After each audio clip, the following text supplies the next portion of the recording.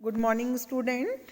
Class 8 में हमारा chapter चल रहा था हास्य की समझ, जिसमें हम पढ़ रहे थे आदिवासी और उनका विकास के बारे में।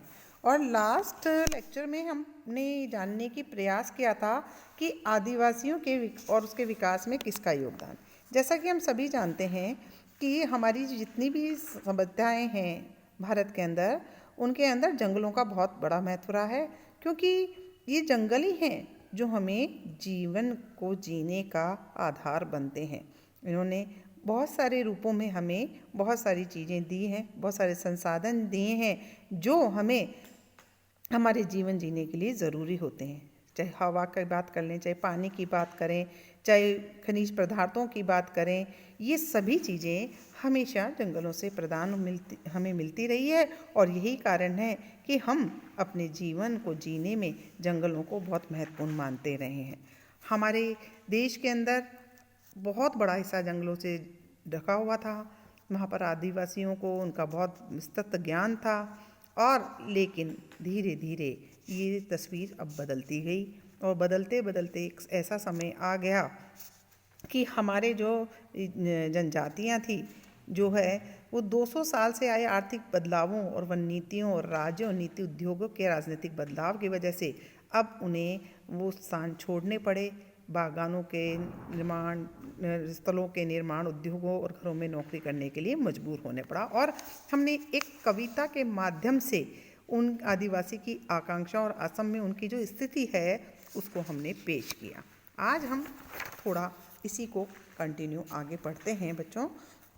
सबसे पहले यहाँ एक फ़ोटो दिखाई गई है जिसमें उड़ीसा के कालाहांडी जिले में स्थित न्यामगिरी पहाड़ी की है, जहाँ डोगरिया कोड नामक आदिवासी समुदाय का इलाका था। न्यामगिरी इस समुदाय का पवित्र पर्वत है। जैसा कि मैंने आपको पहले भी बताया कि आदिवासी लोगों के लिए उनका धर्म, उनके देवता, वहाँ की प्रकृति और वहाँ के पर्वत होते हैं। एक बड़ी एल्युमिनियम कंपनी यहाँ खान और शोधक संयंत्र लगाना चाहती है, और ये योजना इस आदिवासी समुदाय को विस्थापित कर देगी। देखिए कि हमें एल्युमिनियम भी चाहिए, रिफाइनरी बनानी है, तो हमें वहाँ पर उद्योग लगाना है, तो डेफिनेटली है कि उस स्थान से उन लोगों को हटाना भी ज़रूरी होता है। तो ये रिफाइनरी लगाना चाहती है, तो आदिवासी समुदाय को यहाँ से वह हटाकर किसी दूसरे स्थान पर स्थापित करेगी। इस समुदाय के लोगों ने इस प्रस्तावित योजना का जमकर विरोध किया है।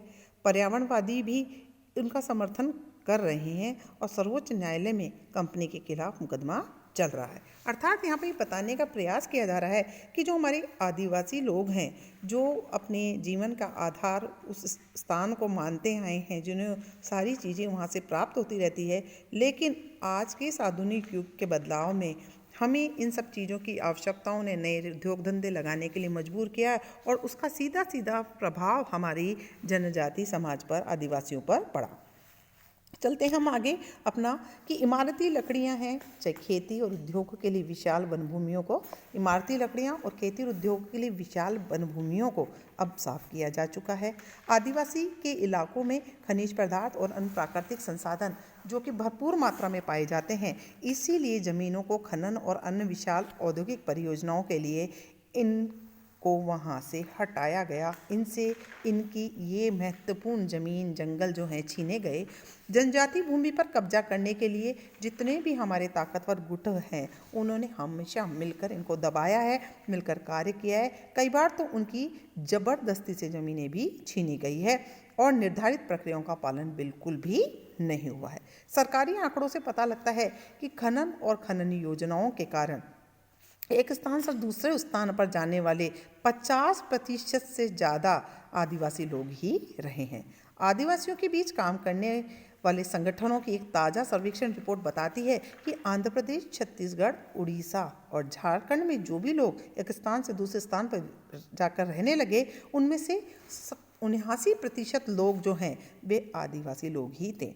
उनकी बहुत सारी ज़मीनें देश भर में बनाए गए सैकड़ों जो बांध बनाए गए जलाशयों में डूब गई थी। पूर्वोत्तर भारत में भी उनकी ज़मीन लंबे समय से सशस्त्र बलों एवं उनके बीच चल रहे टकरावों से विधि थी। इसके अलावा भारत में 54 राष्ट्रीय पार्क और 372 वन्यजीव अभ्यारण्य भी हैं और उनका क्षेत्रफल 1,09,652 किलोमीटर तक है। ये ऐसे इलाके हैं जहाँ पर ये आदिवासी लोग निवास किया करते थे, अपने जीवन जिया करते थे।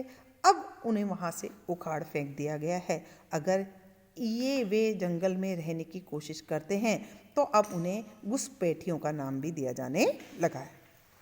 अपनी जमीन और जंगलों से बिछड़ने पर आदिवासी समुदाय के पास सबसे महत्वपूर्ण मुद्दा हो गया कि वे अपनी आजीविका को कैसे चलाएं, भोजन कैसे प्राप्त करें, क्योंकि उनसे जब ज़मीन छीनी गई तो वह अपने भोजन के मुख्य स्रोतों से वंचित हो गए। अपने परंपरागत निवास स्थान के छिनने की वजह से बहुत सारे आदिवासी काम की तलाश के अंदर कहाँ जाने लगे।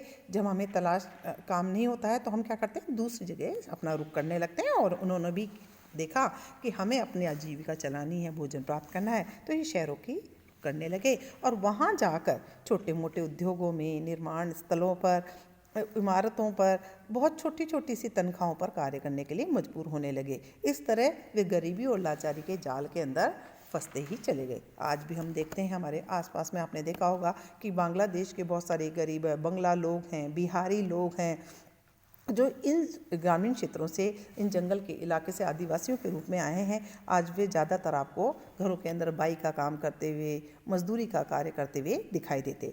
ग्रामीण इलाकों में 45% और शहरी इलाकों में लगभग 35% कार्य करने वाले व्यक्ति जो हमें हमारे आसपास में दिखाई देते हैं वे आदिवासी ही हैं। और ये सब आज गरीबी की रेखा के नीचे अपना जीवन यापन कर रहे हैं।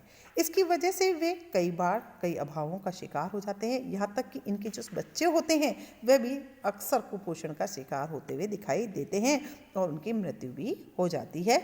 और पढ़ाई की बात करें तो साक्षरता, क्योंकि जब उनके पास अपना पेट पालने के लिए जब पैसा नहीं होता तो वह पढ़ाई के लिए पैसा कहाँ से लाएंगे। यही कारण है कि आदिवासी बहुत ही कम साक्षर होते हैं।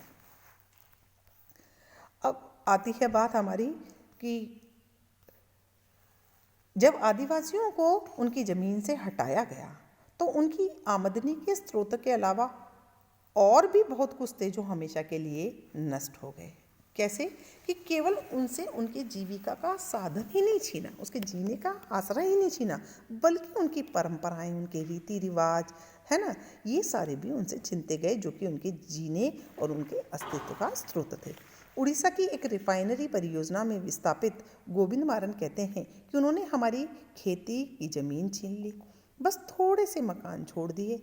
उन्होंने शमशान भूमि, मंदिर, कुएं, तालाब सब कुछ अपने कब्जे में ले लिए। अब कहते हैं कि हम अब कैसे जी पाएंगे। यहाँ पर एक और चीज़ बताइए, आदिवासी लगभग 10,000 तरह के पौधों का इस्तेमाल करते हैं।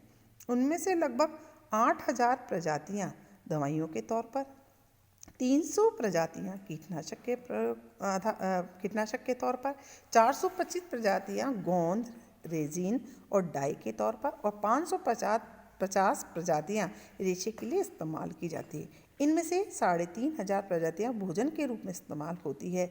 जब आदिवासी समुदाय वन भूमि पर अपने अधिकार खो देते हैं तो ये सारी ज्ञान संपदा भी, जो कि 10,000 पौधों की मैं बता रही हूँ आपको, ये भी क्या होती है, समाप्त हो जाती है। क्योंकि इन आदिवासियों को जो इस जंगल में जब रहते हैं तो उनकी सारा जो उनके जंगलों का जो उनको ज्ञान होता है वह ज्ञान भी क्या होता चला जाएगा, व्यर्थ होता चला जाएगा।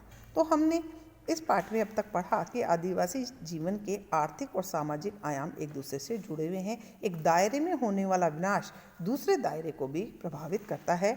उनके संसाधनों के लिए होने वाली छीना झपटी और विस्थापन की ये प्रक्रिया अक्सर दर्दनाक और हिंसक होती है।